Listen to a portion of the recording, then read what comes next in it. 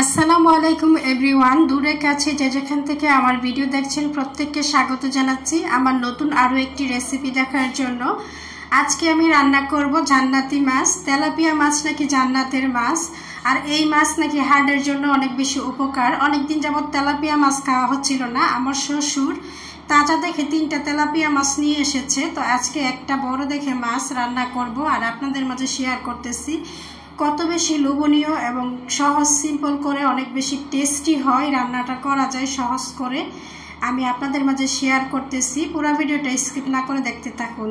3টা মাছ দেখুন একদম তাজা। এখান থেকে বড় মাছটা আমি কেটে নিয়েছি, ক্লিন করে নিয়েছি।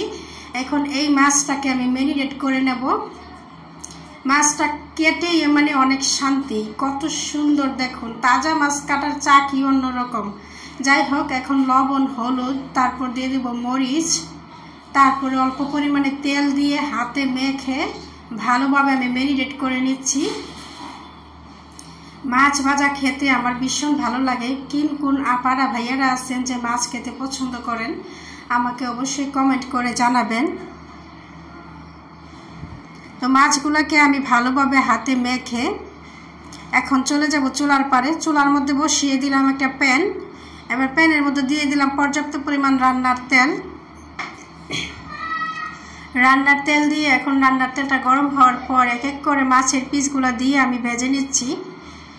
তো বেশিরভাগ সময় আমি ভিডিওর ভয়েস দেই রাত্রের বেলা, তো আজকে দিনের বেলা দিচ্ছি। আশেপাশের শব্দ আসতেছে, কেউ কিছু মনে করেন না। যাই হোক বন্ধুরা, মাছগুলোকে আমি এপিট উপিট উল্টিয়ে বেশ ভালোভাবে ভেজে নিচ্ছি, কারণ মাছ ভেজে খেয়ে অভ্যাস, তো মাছটা ভালো করে ভাজা না হইলে আমাদের কাছে বেশি একটা মজা লাগে না। তো যাই হোক, মাছগুলোকে ভেজে নিচ্ছি এক এক করে। আর আমার মেয়ে, বড় মেয়ে মাছ ভাজাও খেয়েছে। এখান থেকে বলতেছে, আম্মু আমাকে একটা মাছ ভাজা দাও। তো বড় মেয়ের সাথে আমিও খেয়েছি, ভীষণ ভালো লাগলো তাজা মাছ। আর অনেক দিন পরে খাইলে অনেক বেশি মজা লাগে। তো আপনারা যারা যারা কষ্ট করে আমার ভিডিওটা ফেসবুক থেকে দেখছেন, প্রত্যেককে অনুরোধ করছি আমার পেজটাকে ফলো দিয়ে সাথে থাকবেন, লাইক কমেন্ট শেয়ার করবেন, ইনশাল্লাহ আমিও পাশে থাকবো। আর যারা যারা ভিডিওটা ইউটিউব থেকে দেখছেন তাদেরকে অনুরোধ করছি আমার চ্যানেলটাকে সাবস্ক্রাইব করে দিবেন এবং পাশে থাকা বেল আইকনে টিপ দিয়ে দিবেন, যেন আমি নতুন কোনো রান্নার রেসিপি আপলোড করলে আপনার কাছে নোটিফিকেশন চলে যায়। মাছ ভাজা হয়ে গিয়েছে বন্ধুরা। আমি মাছটি উড়িয়ে তারপরে মাছ ভাজার তেল অন্য একটা প্যানে বসিয়ে দিয়ে সামান্য রসুন কুচি আর পেঁয়াজ কুচি দিয়ে দিয়েছি পরিমাণ মতো। এটা যে যত বেশি খেতে পছন্দ করেন সে তত বেশি দিবেন। আগে যখন আমি মাছ বোনা করতাম পেঁয়াজের কুচি বেশি দিতাম, কারণ মাছ বোনার গ্রেভি খেতে অনেক ভালো লাগতো।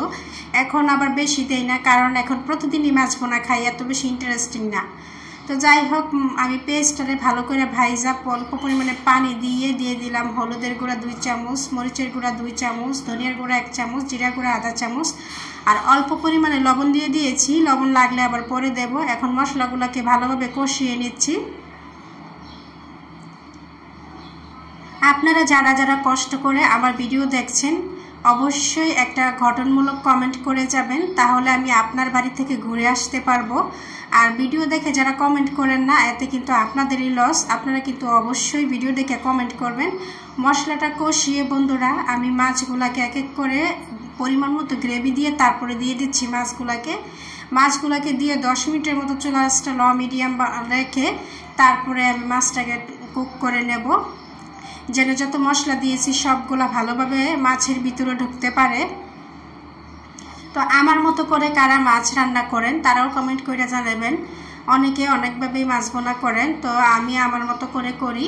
সবার রান্না তো আর একরকম না, এক একজনের রান্না এক এক রকম। এক ঘরের মধ্যেই এক একজনের রান্না এক এক রকম। আমি লবণটা আবার একটু চেক করে দেখলাম যে লবণ অল্প একটু দেওয়া লাগবে, তাই অল্প পরিমাণে লবণ দিয়ে দিয়েছি। আর এখন দিয়ে দিচ্ছি ধনিয়া পাতা দিয়ে আর বেশিক্ষণ কুক করব না।